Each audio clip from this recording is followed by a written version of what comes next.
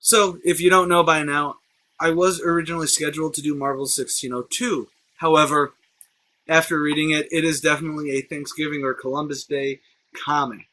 So, but since I did do my flashback episode for the Runaways, check out last week for that, I've been rereading the entire series and I realized that it really does get buried in the great internet shuffle. Those that have read it still do think that it is an amazing comic, but it doesn't get, honestly, the respect it deserves anymore because of the latest trend of Marvel Comics to bury those things that aren't really in the cinematic eye. Which is a real shame because Runaways started out fresh, vibrant, amazing, and became a bright spot for a lot of people to jump over to Marvel with fresh eyes while still being in an overall universe, but never feeling bogged down by external events or even constricted to just the characters we were following. Okay, let's get to the opening before I just give it all away.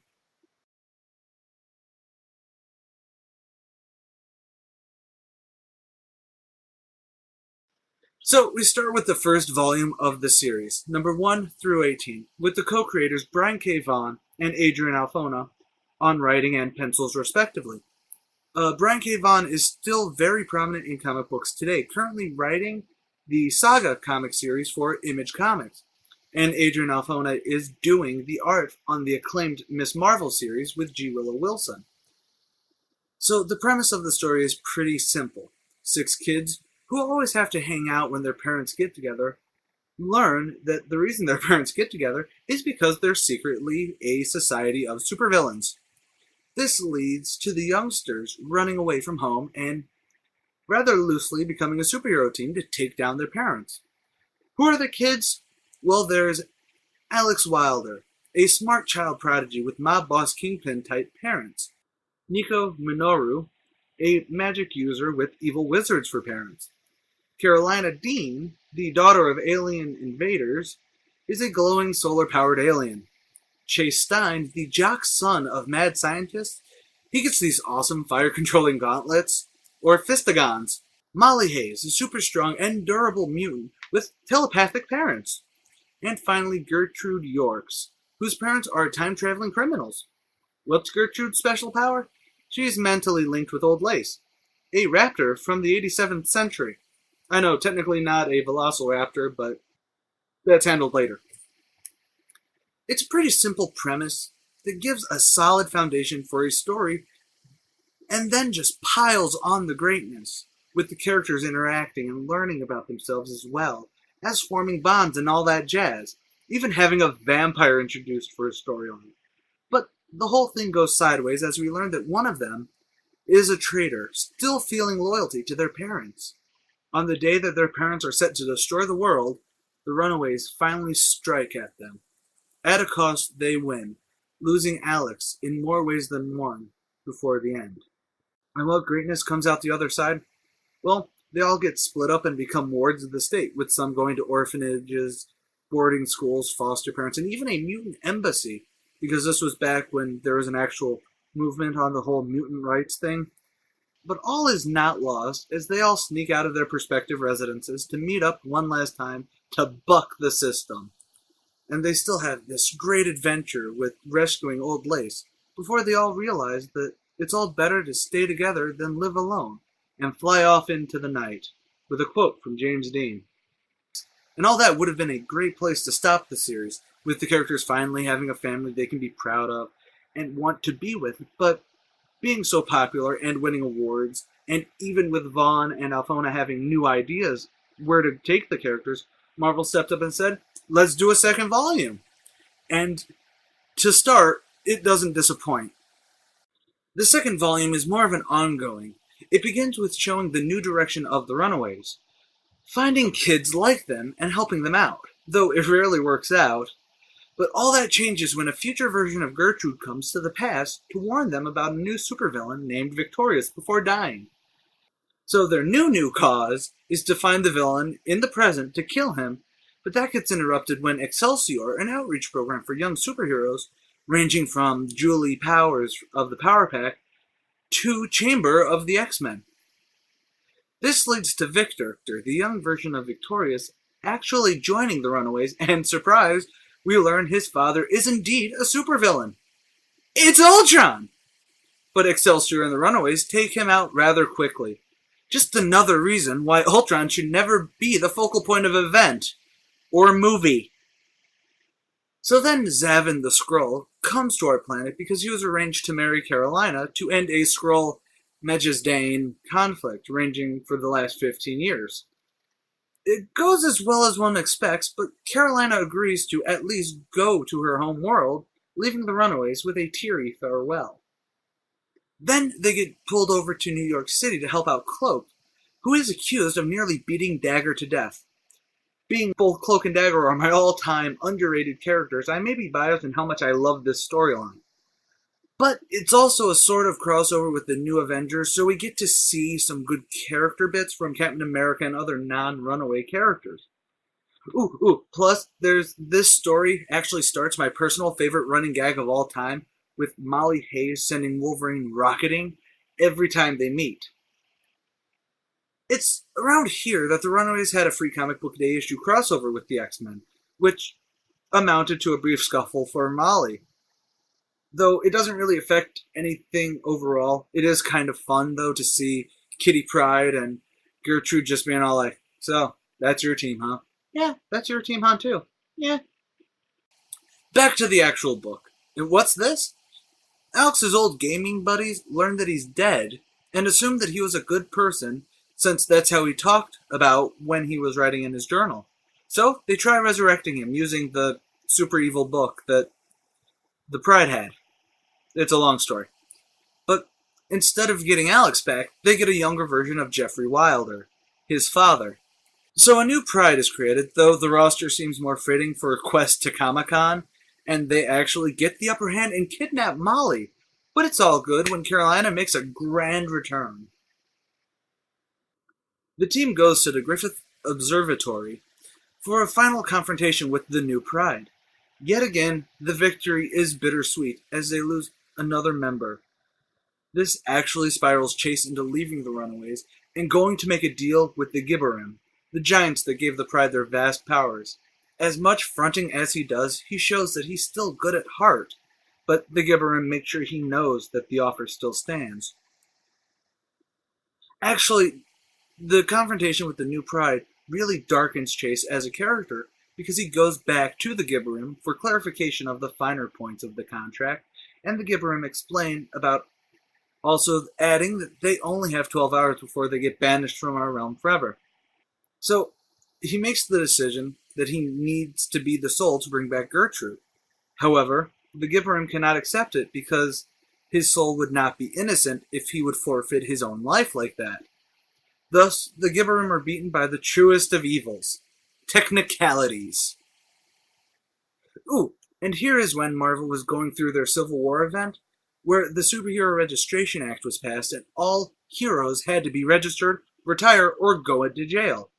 Well, the Runaways actually got a miniseries to go along with this, or rather, had to share one with the Young Avengers, the next wave of Earth's mightiest heroes that kind of have a long, sordid history throughout everyone else's books. So, the 4-part mini, Civil War, Young Avengers, and Runaways, was written by Zeb Wells and art by Stefano Caselli. The story breaks down to the Young Avengers, having joined Cap's resistance movement, go to assist the Runaways in evading capture, feeling a kinship between the teams. The two teams are attacked by Novar, a former Kree soldier who now works for S.H.I.E.L.D., who takes some of their members, and there's a lot of butt-kicking to get them back. Coming out of that adventure, we return to the main series with a new creative team, Joss Whedon and Michael Ryan. Their run is pretty decisive, but we'll get to me talking about that in a little bit. So this run starts with the kids getting mixed up with Kingpin, which leads them to hopping back to 1907 and battling Gertrude's parents at an earlier time. They also meet Clara Plast, a child bride who can control the growth of plants. No, wait. I think I'll go with the master meme for Clara Plast. Ah, vines, the lifeblood of the plant superpower industry. Need to get from here to there? Vines! Need to immobilize someone? Vines! Need to reenact creepy Japanese anime? Vines! It doesn't even matter if they're not native to where you live. Vines. There's also a plot dealing with a metahuman gang war, but really nothing in it gets settled, so it's just a setting thing and not much else. After that run, the Young Avengers and Runaway had another reunion of sorts in the Secret Invasion 3-part tie-in miniseries, helmed by Christopher Yost with art by Takashi Miyazawa. Fresh from their return to the present, they are blissfully ignorant of recent events before it starts to rain Skrull. Zavin feigns being a loyal Skrull to get the Runaways out of New York, while Hulkling of the Young Avengers and prophesied savior of the Skrull race is being hunted down. Zavin helps him escape his pursuers with a wealth of Runaways and Young Avengers kicking some green booty. After their crossover tie-in mini, Terry Moore and Humberto Ramos, on writing and art respectively, start off as creative team for Volume 3 of The Runaways. It's kind of funny how the team finally has to figure out where they're going to stay, since they're still fugitives due to the events of Civil War, and Iron Man knows where their hideout is. They actually crash it when it chases parents' places in Malibu, though the new locale is short-lived as Magisdanian bounty hunters attack to collect Carolina, feeling that she is the reason things got so screwed up on their planet. But Zavin, showing her love for Carolina, shapeshifts into her and is taken away by them. The story then falls into a bit of satire, with a radio DJ deciding to cast a spell that turns anyone who's ever had plastic surgery into zombies, with the only order to burn the city to the ground. That actually is probably one of their easiest adventures, with nothing really going badly for the team. I mean, everyone's still alive by the end, so. The final 4 issues are written by Catherine Immonen and drawn by Sarah Pichelli. The storyline is that a plane crashes into their Malibu home, with men wearing guns wanting the contents of the plane, and Clara going crazy with her Vines. But really, the final issue is where things end with a depressing Vader no! Because Chase, having really hit the wall when it comes to being just about everything, leaves the group, where he runs into someone who looks exactly like Gertrude. Not leaving it at that, he goes after the girl, but as he crosses the street to see her, he's hit by a van. That may have been the end of the series, but not of the Runaways. After about 3 years, they appear in a Daken, the Dark Wolverine storyline, where we learn that Chase is A-OK, and that there's still some acquaintances of the Pride that needs dealing with. Even more than that, there's a 2-parter in Avengers Academy that actually really showcases the team again, and I know a lot of fans were hoping that it was testing the waters for a new series. However, I'll just link to the amazing Last Angry Geeks review of those issues, since he's better at this than me, and I've been droning on for a while now. So, last we saw, Nico and Chase were both featured players in Avengers Arena, now Avengers Undercover. Molly has made some offbeat cameos here and there, including making references to the fact that Nico and Chase were missing. Carolina was part of the Aliens Go Home plot in the Sword series, and Victor is in the Avengers AI series, though I have no clue what it's actually about. And Claire is just around when needed for group outings, it seems. So, straight out the gate, Volume 1 is a must-own for any comic enthusiast, with characters that are fleshed out, real, and never come off stilted or fake, with great art, a great story, and just greatness. For those of you who feel that comics need to be fun and light, then you'll be both surprised by how fun the writing is, but also how much substance there is within this. It starts off as an all-ages title. Even if you feel that it's not heavy or mature enough for a read, for you personally, it makes a great gift for younger readers, though the last couple of pages may be a bit heavy for preteens, not used to having fallible characters. So really, it might just be an all ages insofar as mature young readers to adults. But what about Volume 2? Well, it becomes a solid teen book, delving into teen sexuality and growing up in general, without really becoming a heavy read. That is to say, until Joss Whedon capped out the series as the first new writer. The Dead End Kids story, issues 25 to 30, as I brought up, is still very divisive between fans of the Runaways. Because while it's easy to say that the series until that point was very Whedon-esque, with the snappy dialogue, pop references, and what have you, Whedon didn't really get the characters all that well. It's a time travel story that I think, in a vacuum, might stand up well enough, but as part of a large whole, loosens the characters. Then there's Volume 3, with Terry Moore writing pretty well, giving a new angle to the whole Zavin-Carolina relationship, though cutting down on the group's inexperience and pressing on that the last 5 or 6 years of comic adventures stopped them from being amateurish when it comes to their lives, but at the same time, it tends to fluctuate on where the characters are mentally. Doing a more Whedon, that sounds great on paper, than really delving deeply into who the characters are, or into their past all that well, if that makes any sense. Humberto Ramos' art is actually in top form.